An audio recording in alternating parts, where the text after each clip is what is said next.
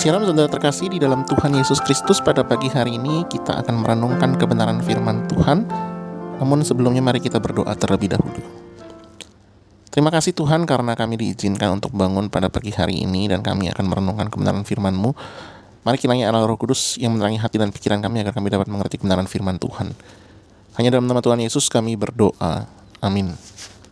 Pada pagi hari ini saya akan membawakan tema renungan dengan judul Kedaulatan Allah. Terambil dari Daniel 2 ayat 31 sampai 49. Namun saya hanya akan membacakan ayat ke-44 saja. Demikian firman Tuhan. Tapi pada zaman raja-raja Allah semesta langit akan mendirikan suatu kerajaan yang tidak akan binasa sampai selama-lamanya, dan kekuasaan tidak akan beralih lagi kepada bangsa lain. Kerajaan itu akan meremukkan segala kerajaan dan menghabisinya. Tetapi kerajaan itu sendiri akan tetap untuk selama-lamanya.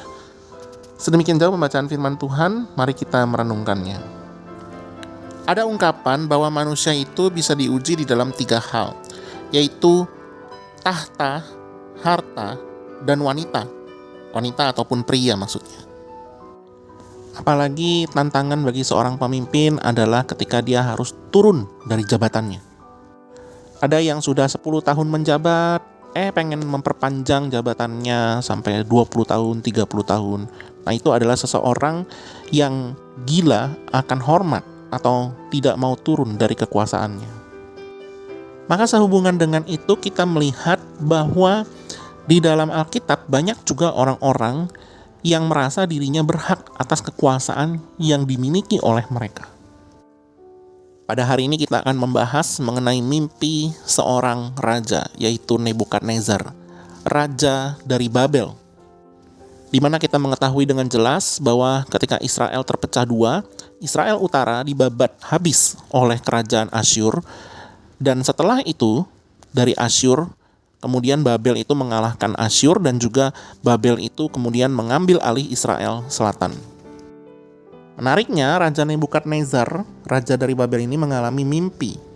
Mimpi yang dialami atau diperlihatkan oleh Allah kepadanya adalah seperti ini. Bahwa Nebukadnezar itu melihat sebuah patung. Kepalanya itu dari emas, dada dan lengannya itu dari perak, perut dan pinggangnya itu dari tembaga, sedangkan pahanya itu dari besi. Kakinya sebagian dari besi dan sebagian lagi dari tanah liat. Nah, kemudian Daniel mengartikan mimpi dari Nebukadnezar ini. Daniel berkata bahwa masing-masing dari jenis besi yang ada di patung itu melambangkan sebuah kerajaan. Dari kerajaan yang satu akan menghancurkan kerajaan yang lain, demikianlah beruntutan seterusnya. Memang kita tahu dari dalam sejarah bahwa kepala emas dari patung tersebut melambangkan Babel. Lalu kemudian kalau misalnya kita melihat jenis besi yang dari silver ataupun perak itu adalah Persia. Kemudian dari jenis tembaga itu, patung yang di tembaga itu melambangkan dari kerajaan Yunani. Dan setelahnya kaki yang dari besi dan juga sebagian tanah liat itu melambangkan kekaisaran Romawi. Namun Daniel melanjutkan lagi perkataan dari Daniel, dari dirinya, yang melambangkan bahwa perbuatan Allah, kerajaan Allah, itu akan menghancurkan yang namanya kerajaan-kerajaan manusia.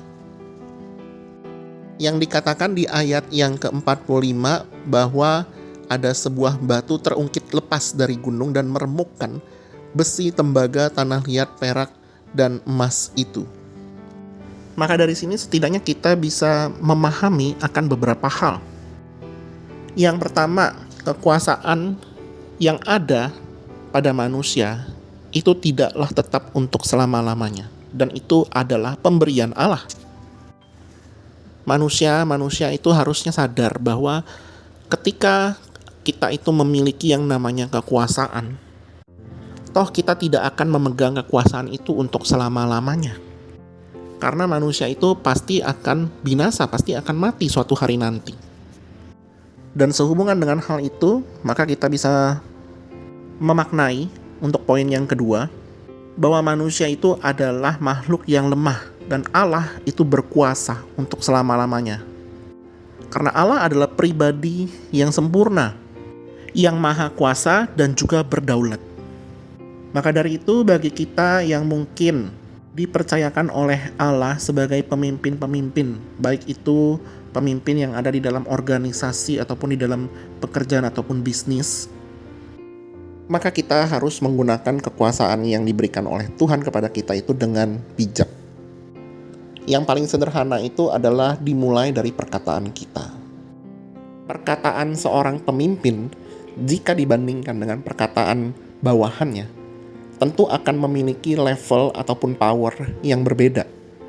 Maka dari itu kita juga harus bijak-bijak di dalam berkata-kata kepada setiap bawahan kita. Jangan sampai kita berkata kasar. Jangan sampai kata-kata kita itu melukai hati bawahan kita. Bukan berarti saya mengajarkan bahwa sebagai pemimpin kita itu harus meninggalkan yang namanya otoritas ataupun kita tidak melakukan kewajiban kita. Bukan demikian, saudara.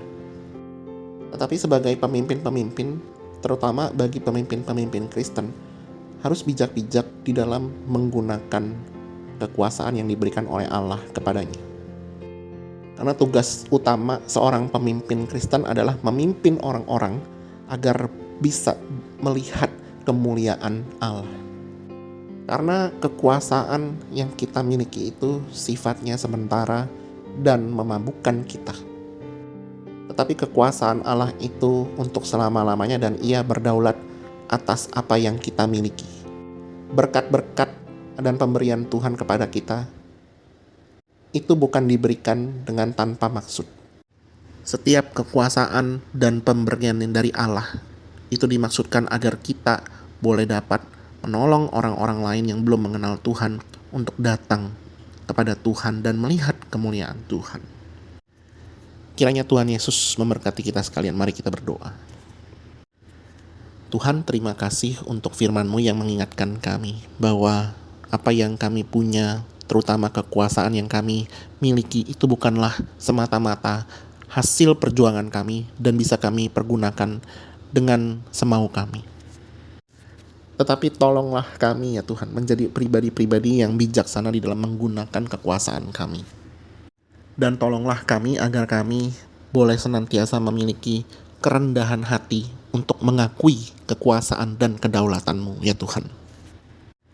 Kiranya Engkau yang menolong dan memimpin kami dalam sepanjang kehidupan kami. Dalam nama Tuhan Yesus kami berdoa.